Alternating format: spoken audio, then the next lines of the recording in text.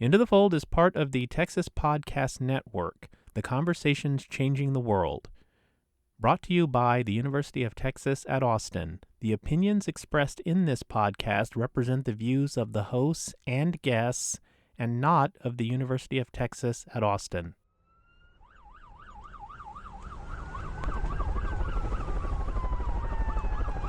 Every system of care, whether it's education, health, or criminal justice, is built on trust. Trust that when we reach out for help, we'll be treated with respect and fairness. But for too many, that hasn't always been the case. People with disabilities or those living in poverty have too often been left out or let down by systems that were meant to support them. And yet in every community, there are people working to change that, to repair relationships, rebuild credibility, and make care systems worthy of the people they serve. Hey all, welcome to Into the Fold, the mental health podcast. I'm Mike Evans, and I'm glad to have you with us as we begin our season-long exploration of growing capacity for change. This episode is part one of our community arc. Over these 3 episodes, we'll be looking at community-based solutions for mental health and well-being that elevate local voices, lived experience, and finding those areas where the local and practical meets the systemic and abstract. For today, rebuilding trust in systems of care, we take a hard look at what it means to confront inadequacies and repair harm within the very systems designed to help us. We'll hear from 2 people doing that work every day in support of fairness and healing in the spaces where policy meets lived experience. My guests today are Andrew Hairston, Education Justice Director at Texas Appleseed, and Yulissa Chavez, Public Policy Specialist Fellow with the Coalition of Texans with Disabilities. Thank you both for joining us. Thank you for having us. So honored to be here with y'all. So my first question is for both of you. To start, I want to talk about how trust is broken in the first place. When we look at systems of care, from education to mental health, what are some of the key ways that they have failed to serve people in your estimation? Andrew, why don't you kick us off? Yeah, I think about some of the legislative advocacy that Yulissa and I engaged in 2025, and it's heartbreaking for many reasons, but the trust is broken often because with evidence-based, compassionate solicitations from the community for policymakers to heed the lived experience of working class Black and brown folks across the state, their experiences are ignored. And these awful policies are rammed through. And it will take years to fully understand the impact, but folks feel like a deep sense of distrust. Yeah, absolutely. Trust is broken when there are expectations that are not being met. When there are expectations that the federal government, the state government, the local government has made a policy and somehow they're not keeping to their word. And I want to bring it a little further back, more into the historic, if that's okay, for a second. I want to talk about a pretty remarkable landmark case during the civil rights era that is not often talked about enough, in my opinion. Versus Hernandez. And this is a case from 1956. And I bring it up because this was right after Brown versus Board of Education, when schools were supposed to be desegregated. And now integration was supposed to happen in the schools. Well, what happened in Driscoll, Texas, was that the Mexican school was closed, and students of that school were supposed to integrate into the next school, the white school. Well, what happened was that these first graders, who are Mexican-American students at the time, were intentionally being held back in the first grade. Why? Because they spoke Spanish. And so their ethnic background was some sort of factor to prove that they were not capable of moving on to the next grade level. And these students, again, this is 1956, were held back 3 years in the first grade. And graduating in high school by the time you're, 21? Yeah. So, the expectation was, okay, we're going to desegregate. There's no longer segregation. Everybody's equal. And then what happens? So to answer your original question, it all starts with an expectation that's supposed to be met by the government and by the community, and that trust being broken because one way or another, someone is being suppressed. Someone is not keeping to their word. Yeah. Yeah, I think that's such an eloquent point, Yulissa. And to think about the ways in which trust in the government has largely been eroded in this era. The government, which we pay into, should be providing beneficial, supportive services to people in the U.S. and across the globe. We're discussing the heartbreaking reality that millions of people are about to face exorbitant health costs meeting them. And it's a long history. And in this moment in 2025, we're contending in our work in coalition with a fight for the dignity of all people. Yes. But with this erasure of history. Yes. And the fact that Driscoll happened and Brown happened, and now there's this push to say that, oh, it's not relevant to current policy decisions. Again, that's fueling a distrust that people have that's very legitimate. Yeah. But we'll talk more. We want folks to be hopeful and to push back and say the truth must be conveyed and that there's an optimistic path forward despite all that we're facing. Right. We the people are the ones in charge, not the other way around. Agreed. Absolutely. Andrew, you've spent years working in education. What does it look like when young people lose faith in systems that are supposed to protect or support them? You will see across society, whether in Austin or in various American cities, this sense of young people being demoralized. But through it all, I've seen perseverance in these same young people. There's an understanding. Young people have always expressed and articulated what's wrong in society, and they've always been very aware. I think about a boy at my church in East Austin who could be construed as troubling or difficult. But as he has stepped into leadership, even at 10 years old, and been given the microphone, literally, as a 10-year-old black boy in 2025 and done more work in the church, I have seen his leadership and brilliance and his commitment. And I think the reason that people might classify him with those previous adjectives that I uplifted is that he's aware of disenfranchisement. He's aware that his mother is not receiving the pay that she's owed. He is aware that people are being, shut out of the process, in his school or at City Hall, and that you have to work to eat and barely get by. And so you'll see young people maybe in that instance like push back on the people who are charged with their care in their churches, in their schools, in their communities. But if you dig just a little bit deeper, what I've seen, and if you authentically show up with an intergenerational lens of honoring the experience of young people, they will meet you where you are, teach you, and then give you a clearer sense of how we organize to get to a better world. Yulissa, and I guess kind of from your vantage point, how does the breakdown of trust affect people with disabilities, especially when it comes to accessing services that are supposed to be supportive? Right. Yeah, that's an excellent question.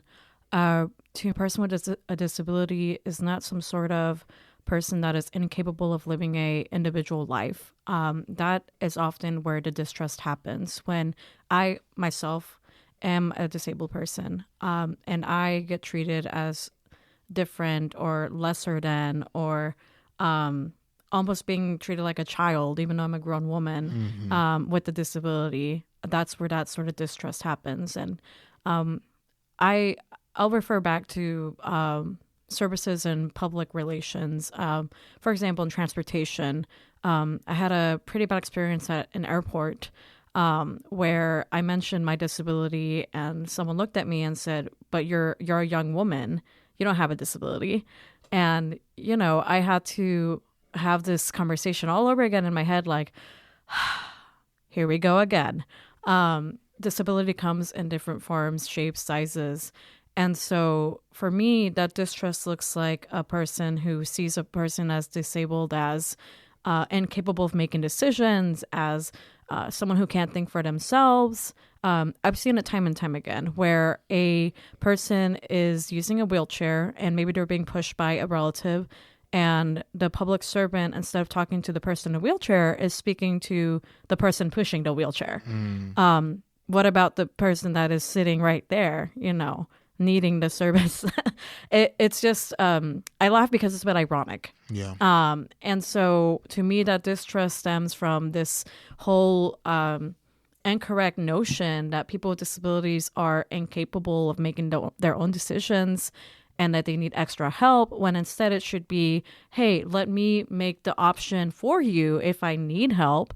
Don't make assumptions, talk to me directly instead of my interpreter, instead of my help, instead of my assistant. I think that's where we need to start off. I think that's a good first step. I might add just a little bit to that. I'm so appreciative for that reflection, Yulissa. I was thinking some years ago in my work about the long history of forced institutionalization of folks, right? And, if it's people with disabilities, if it's people who just don't fit the mold, they are cast out and ostracized. So whether you're sending a kid to a disciplinary alternative education program with no due process, or you are totally ignoring and not asking what they want and honoring their agency. Right. And so while we're dealing with our people not being able to eat as of tomorrow, you see these police cruisers going around. And this goes back to my earlier answer, right? This 10-year-old boy in my congregation, he's seeing these police cruisers going around. He's seeing, prisons consistently being built, but there's not enough money for bread. Right. So that long history has to be acknowledged and honored, right? And, where we are in our policy work and organizing, I think, again, we're seeking to uplift those voices that have been shut out consistently and affirm the inherent dignity of every person. Yeah. So it seems like one of the hardest truths is that good intentions are not enough, and that to rebuild trust, systems have to prove over time that they can change their behavior. Yeah. So, and that sort of is a bridge to kind of the next I think piece of this conversation, which is about repair. Yeah. So, Andrea and Yulissa, rebuilding trust is not a quick process. It takes listening, accountability, often sharing power. So what does repair look like in your work? And what lessons can we take from it about how to move forward? I'd like to start. Please. Yeah. So upon reflecting on repair, I'll go ahead and bring us back to 2018 for a second. We're in Austin, Texas, and there is an unofficial cap on how many students in special education can get services. Why? Because Austin ISD is under-resourced and doesn't have enough teachers to take care of special education students. So this was actually what happened in 2018. The federal government did get involved. The Federal Department of Education did end up investigating Texas Education Agency for this illegal cap. And essentially, Texas got a huge charge. I forget how much it was, but it was a huge charge. And they had litigation that basically said you have to improve or else we will shut you down. And so, now we're back in 2025. So that repair looked like Austin ISD, one, giving a formal apology to the families that were affected by this litigation and students that were potentially in special ed that should have been receiving services. And then two, I think in the longer run, trying to recruit and retain teachers in special education by providing more funding.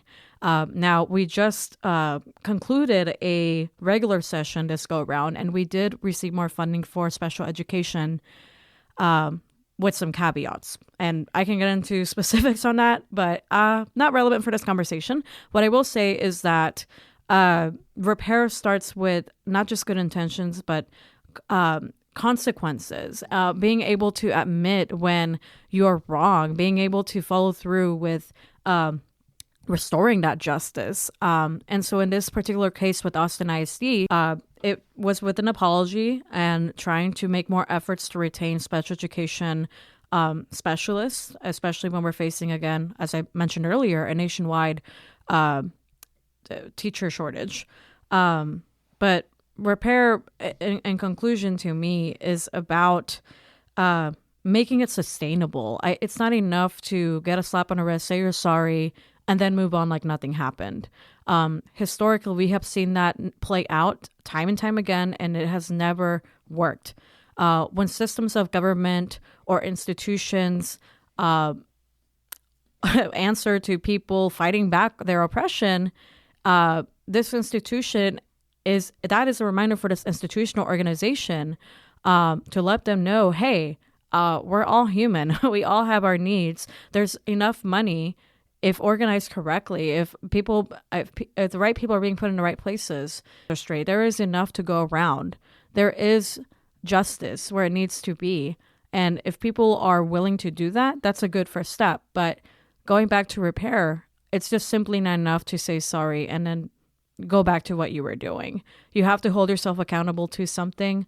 And I think that's based on the people that are most affected, because often the people that are most affected have the answer. The people that are closest to the problem have the closest solution. So these institutions and organizations, in order to repair, need to listen actively and authentically and follow through with what they say they're going to do to repair. Mm-hmm. I couldn't agree more. And that consequence, I'm meditating on that, and it will resonate with me for a while. In this system where money is required to live, money should be a consequence. And that money, I'm not sure of the contours of that agreement that the federal government reached with the Texas Education Agency, but those folks should have been compensated, right? And it's such a trick of America, right, to consistently say we have inflicted deep harm on people. We have deprived you of economic resources. We have closed you out. And what are you complaining about? All these decades later is the response. Yeah. And I have been drawn more in my work. I'll celebrate 10 years as a lawyer. Congratulations. Yeah, in 2026, which is unbelievable. And more of my work is tending toward monetary solidarity and assistance, right? I think that's one way in this very austere moment that we're in, to the extent that we can find funding and encourage local governments to explore these programs, universal basic income, and an acknowledgement of the often quantifiable harm of discrimination and exploitation. And saying, maybe we can't put the full dollar amount on it, but we're going to try our best to calculate how do we put the money in the pockets of disenfranchised people who are, again, disproportionately Black and brown in the United States, and give them a bit of buoyancy, right, as they try to keep organizing. And, I'm just grateful that you grounded us in that sense of repair as having consequence. I'm thinking also of repair as like this deep introspective process, right? I often am reflecting on the wisdom of Grace Lee Boggs, who was a centenarian organizer in Detroit, a Chinese-American organizer who died at 100 in 2015. And she often reflected that you have to change yourself to change the world. And so I don't want to individualize these problems, right? And say, like what happened with House Bill 6, look at these specific instances that are not evaluated in Congress, and we're going to pass this terrible bill as a result. But I do want people to push themselves to say, in considering repair, what have I done in this situation and how can I show up? Because I'm human, right? And I will have imperfect moments and challenging days. But if I have this sense of an internal revolution, it can flow into my organizing, into my community contacts, and then thereby, I think, create a more holistic and supported community. Okay, so yeah, and I know that you've both worked closely with folks who have experienced frustration or harm within care systems, and so what gives you hope that we can actually build systems that that actually earn our trust? Yeah. Has $1 million question, but it's an important one. Yeah, it is. It is. I think hope starts with, it's going to sound cheesy, but I think hope starts with the fact that historically people have been capable of doing so much good in the world. I look at inspirations like Frida Kahlo, for example, Ruth Bader Ginsburg. There's so many women in history that I can think of that made a difference, but are not maybe named in the history books. Ella Baker is another one that I'm very inspired by. So what gives me hope is that if people have been capable of making good in the past, we're still capable of doing that now. This brings me back to a conversation that was a little earlier about creativity and community and mutual aid. We all have our own distribution of wealth and our own blessings and our own abilities to help or hurt each other. And the way I see it is that why do harm when you can do good? And I'll say it again. Why do harm when you can do good? Good is sustainable. Good lasts. Good is remembered. Whereas bad is traumatizing. It takes a lot more to weigh out the bad. It takes way more resources, way more money, way more time to dismantle trauma in one person. Now imagine a community. Now imagine a generation of that. So to me, what gives me hope is that people have been able to make sustainable good change in the past, but also that our government has been meticulously set up for the people to succeed. And I'll emphasize this right now because we're in the middle of an election. Voting is important. Petitioning is important. Testifying is important. Writing letters is important. We have multiple accessible ways to have your voice heard. And so that gives me hope that, someone as young as 16, 17, who's vaguely interested in politics is able to actually dive into the world of policymaking and good change. I remember John Lewis saying, make good trouble, make good trouble. And what that means to me is that we need to find people in the middle. And when we can't do that, we need to professionally and actively let people know that something that they're doing is going to cause harm, maybe unintentionally or not. And so I know that was a loaded answer to your question, but I hope that was insightful. Yeah. It was a beautiful answer. Yeah, I'm feeling very hopeful from a program that we implemented and executed at Texas Appleseed beginning in 2024.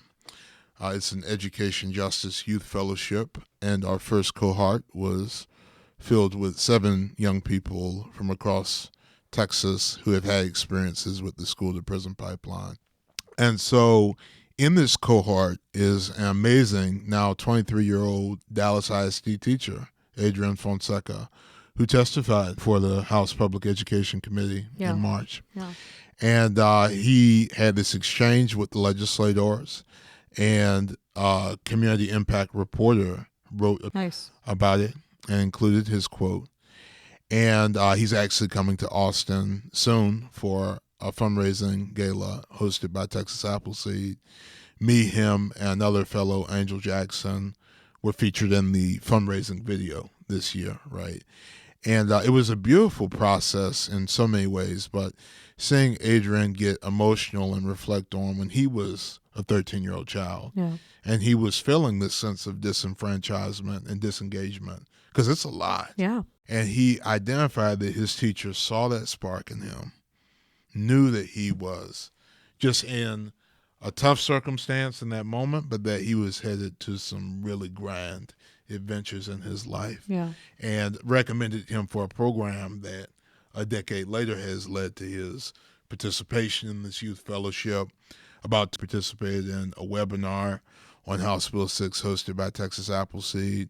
So seeing Adrian's story, right, who is 11 years my junior, right, and in some sense might be considered proximate to me in experience, but also represents his own generation and experience, I am feeling hopeful that even in the face of austerity and repression and just straight deprivation of rights, we're seeing folks like Adrian come up and demonstrate what is to come. Yeah, that's wonderful. And I just want to emphasize something that really resonated with me, because here at CTD, we also really value lived experience. Mm-hmm. Lived experience is valuable, very valuable. That's where the change really does happen, when we're able to communicate, not just when things are bad, but ideas, because we have the lived experience. Again, going back to what I said, the person that often has that lived experience is closest to the solution. So yeah, no, thank you. Agreed. So,